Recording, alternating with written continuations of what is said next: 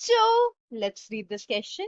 The question says, Dash is the process of rapid integration or interconnection between countries.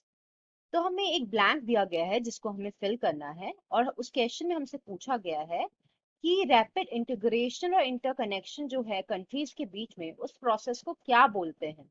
अब option है A privatisation, B liberalisation, C globalisation, D none of the above.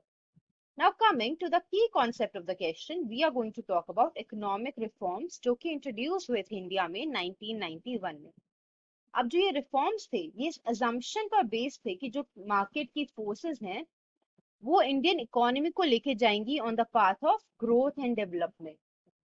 अब under these reforms government ने Indian economy को open up करने की कोशिश की तीन मेजर्स के थ्रू। अब वो तीन मेजर्स क्या क्या थे? सबसे पहला था लिबरलाइजेशन, दूसरा प्राइवेटाइजेशन, तीसरा ग्लोबलाइजेशन। अब ग्लोबलाइजेशन क्या होता है? ये है प्रोसेस ऑफ इंटीग्रेशन और इंटरकनेक्शन बिटवीन कंट्रीज, कि कंट्रीज के बीच में एक कनेक्शन है, एक इंटीग्रेशन है, एक इंटरडिपेंडेंस बढ़ता जा रहा है, that is globalisation.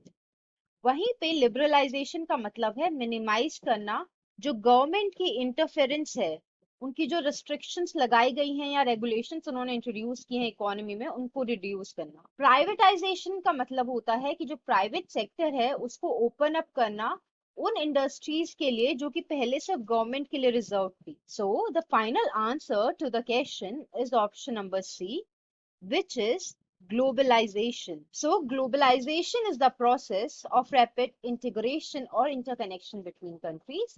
Hope you understood it well. Best of luck. Thank you so much.